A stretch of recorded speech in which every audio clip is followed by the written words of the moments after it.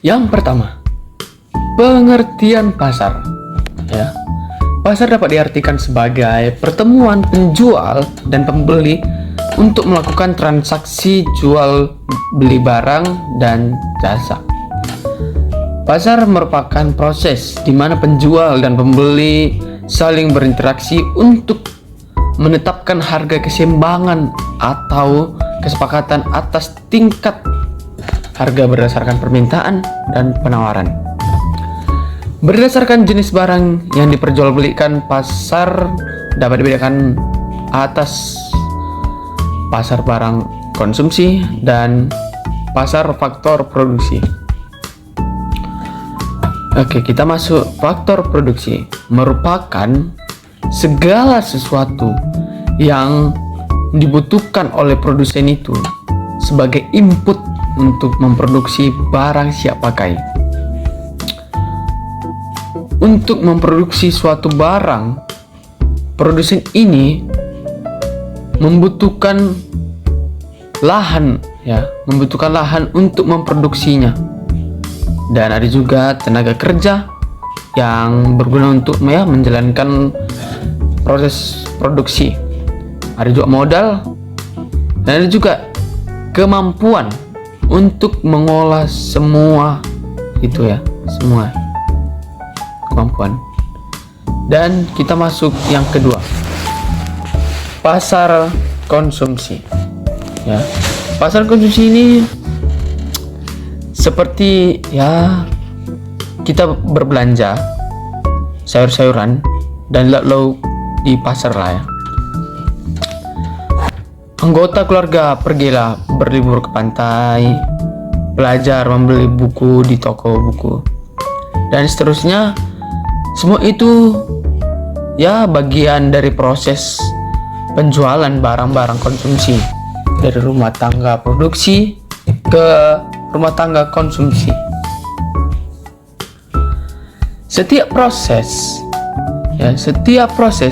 baik proses penjualan faktor produksi ataupun proses penjualan barang konsumsi pastinya melibatkan uang sebagai alat tukar.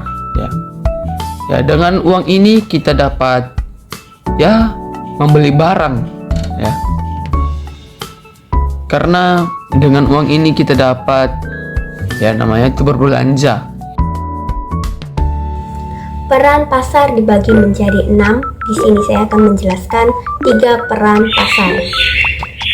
Pertama, mengatur kegiatan produksi. Kedua, menetapkan harga dan nilai. Ketiga, mendistribusikan barang dan jasa. Kita masuk yang pertama. Atur produksi. Pasar itu kayak ngasih tahu para pembuat barang apa yang lagi banyak dicari pembeli.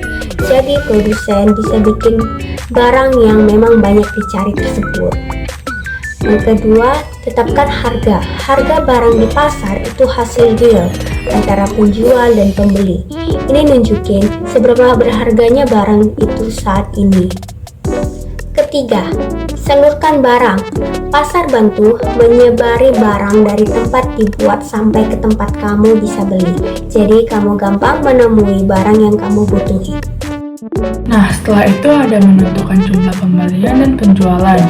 Nah, ketika konsumen dan produsen bertemu, itu menentukan jumlah pembelian dan penjualan. Contoh, ketika konsumen ingin membeli suatu barang, pasti dia akan dibatasi oleh uang yang ia miliki. Ketika juga produsen ingin memproduksi suatu barang, pasti dia juga dibatasi oleh dana yang ia miliki.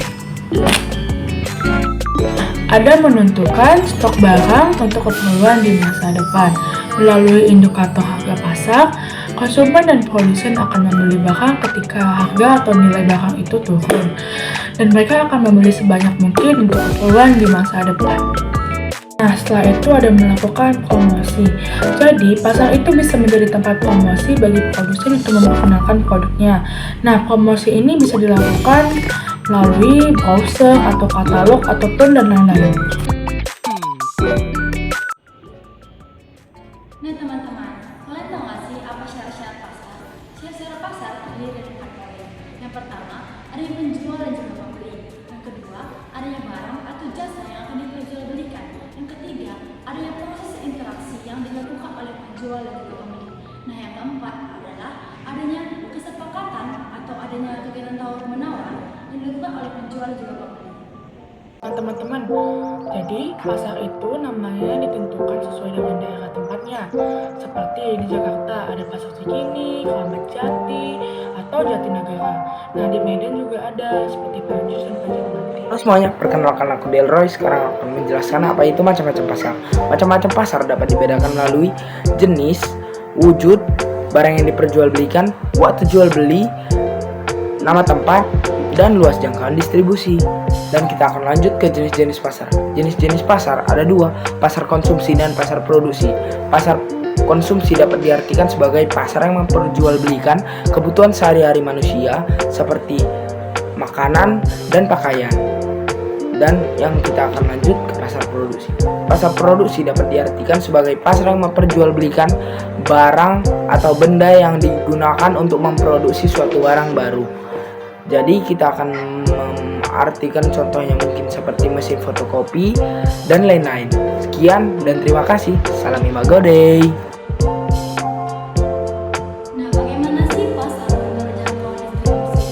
Menurut jangkauan distribusi, pasar dibagi menjadi pasar lokal, pasar daerah, pasar nasional, dan pasar internasional. Nah, pasar lokal terjadi interaksi jual beli yang dilakukan di lokasi di mana barang tersebut dihasilkan. Yang kedua, pasar daerah terjadi interaksi jual beli yang dilakukan di daerah atau di wilayah sekitar barang atau jasa tersebut dihasilkan.